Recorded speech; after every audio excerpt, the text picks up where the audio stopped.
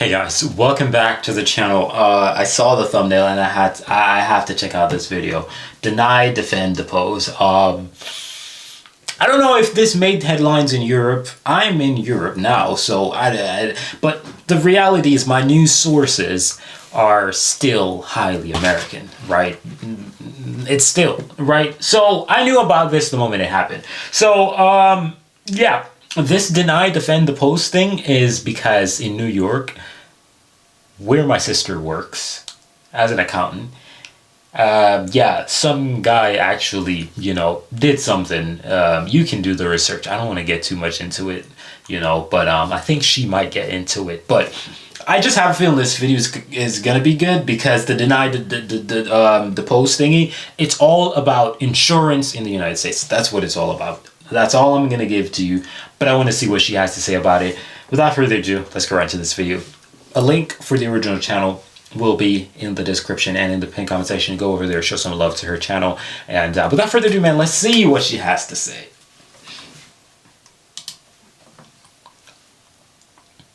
Oh, by the way, the title is I Stopped Worrying About These Things After Moving to Europe. That's why the damn video is important.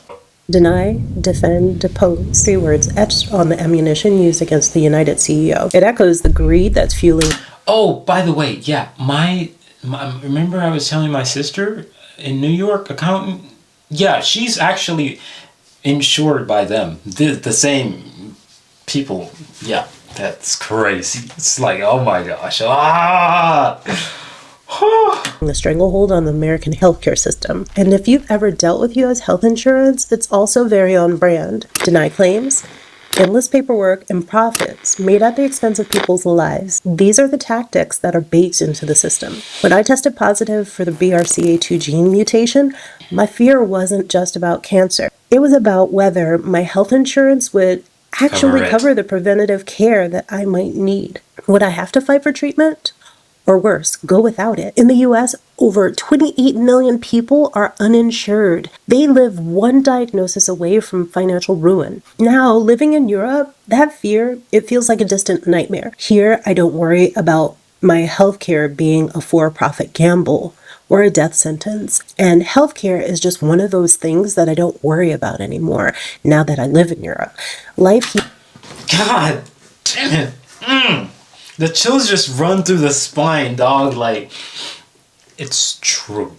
It's freaking true.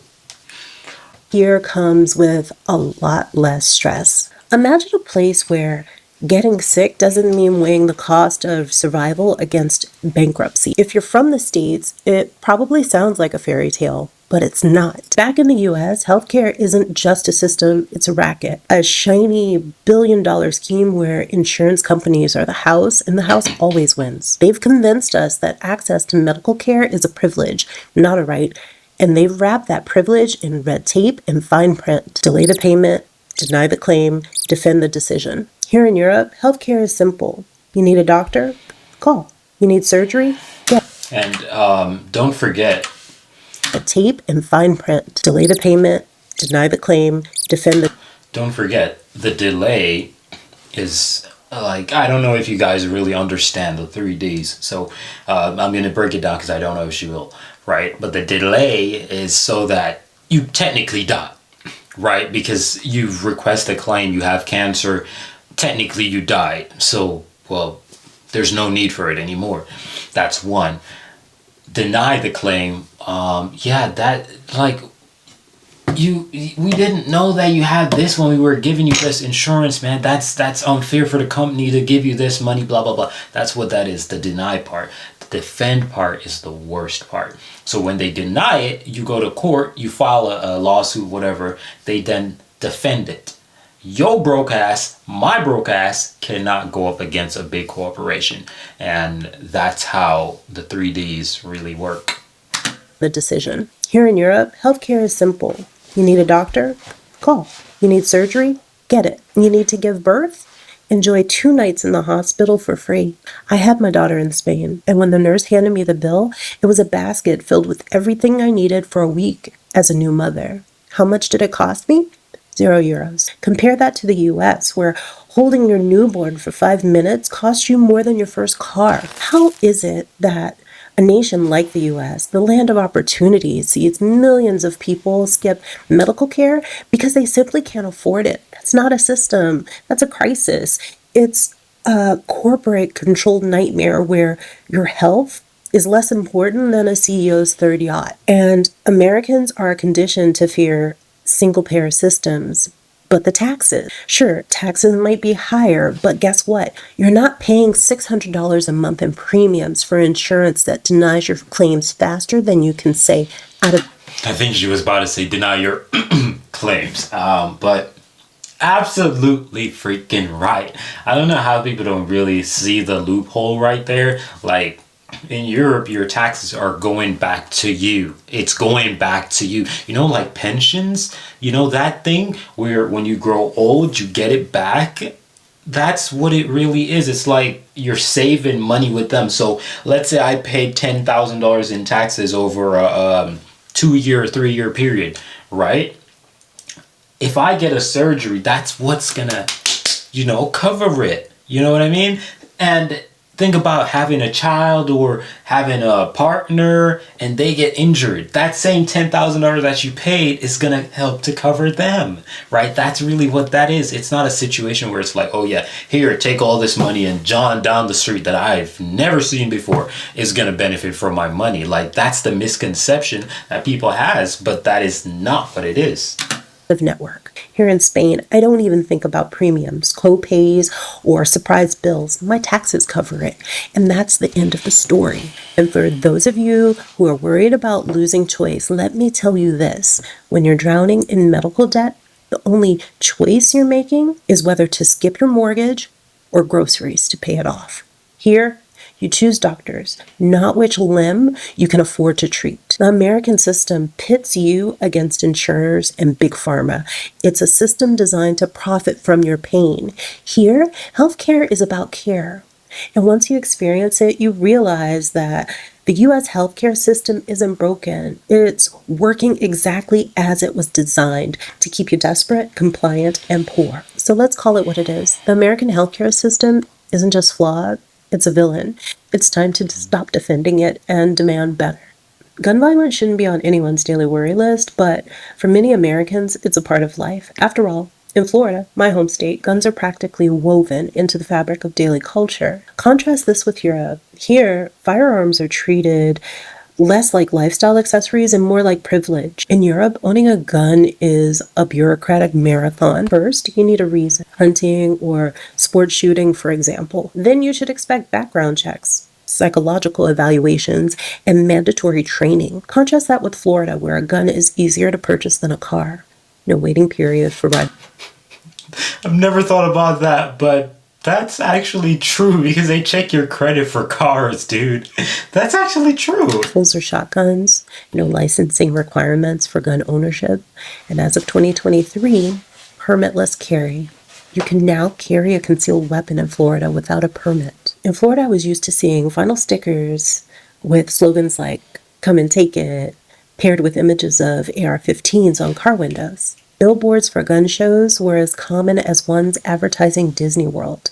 In Spain, the only guns I've seen are in the hands of law enforcement or hunters headed to the mountains. Here, there are no casual displays of firepower. People don't worry about a heated argument turning into a tragedy. Florida is famous for its stand your ground law.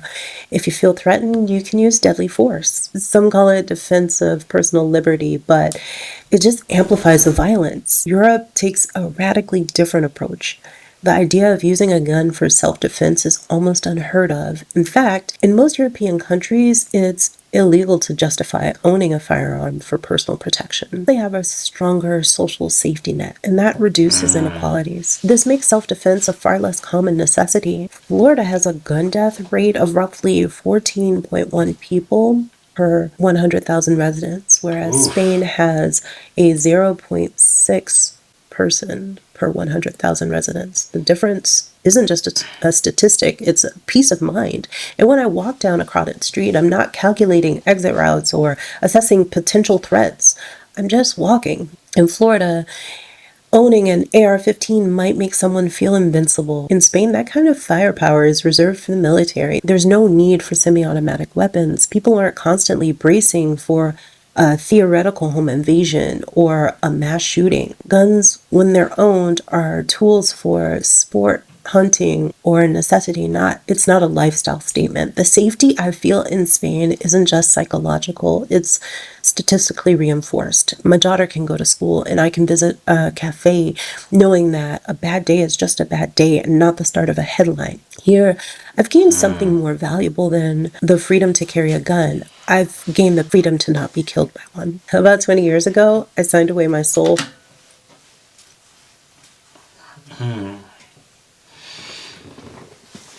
That was real. For a piece of paper. It's the one that gave me the privilege of paying it off until my hair turned gray. And look, my hair's gray, but I'm still paying. That's the American dream, right? You graduate, you get a job, and you pay off your student loans for the next 40 years. It's fantastic. And don't get me wrong, I have no regrets about my education, but I'm still paying for it a decade later. In fact, I've paid more than the initial loan amount. And guess what? I still owe more than the initial loan amount. Damn. But hey, I got that degree. Now let me compare that with my daughter's experience. She's looking at universities in Europe. We're looking at $300 to $600. We're looking at €300 to €600 a semester. Meanwhile, back in the US, going to college is the equivalent of buying a tiny home. Indentured servitude isn't the model of education here in Europe. Should a 4-year degree cost more than a car and a small home combined? Is that the real price of a bright future? If you think education should actually set you up for life and not be a debt trap, you might want to think about going abroad.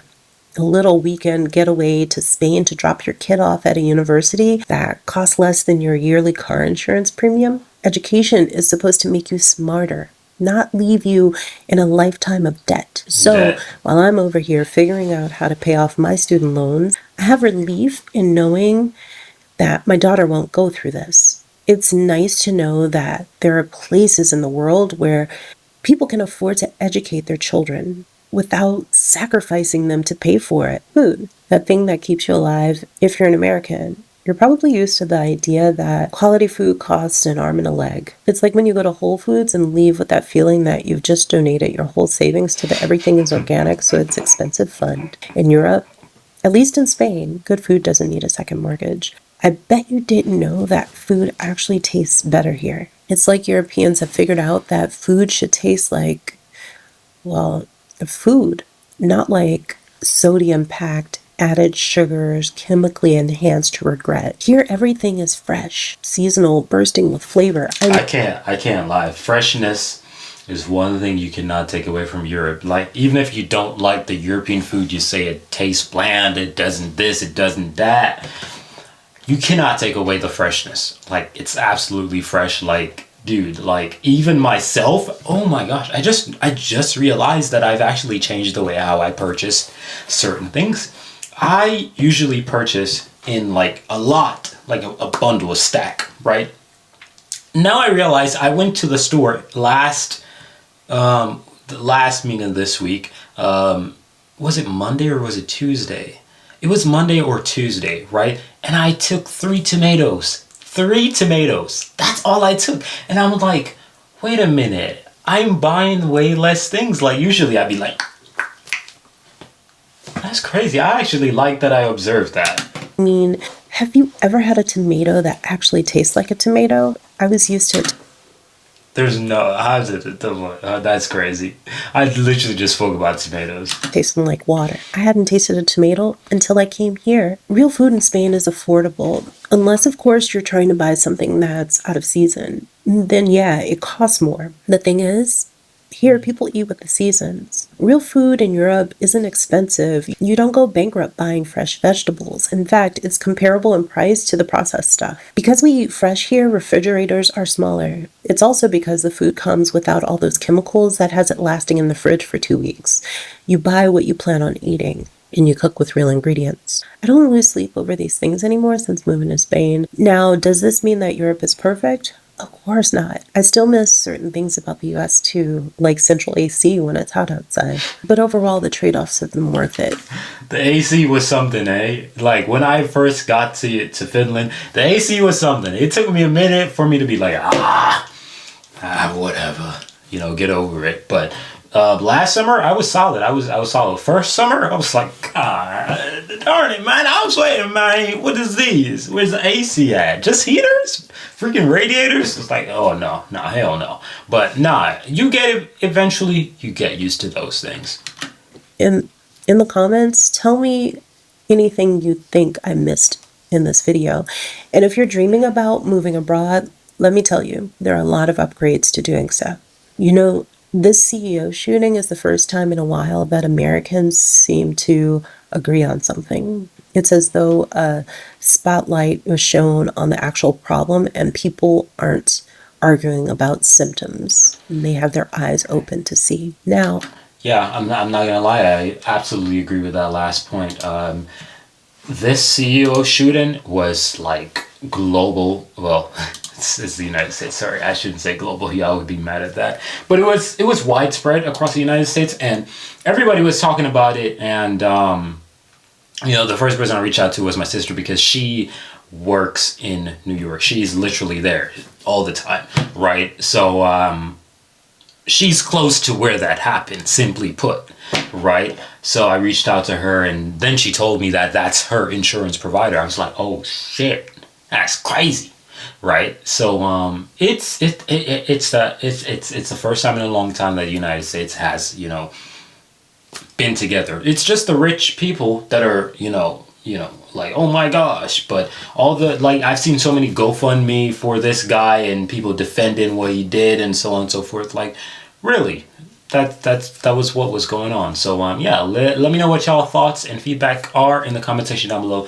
Thank you for watching this video. I'm out of here. Peace.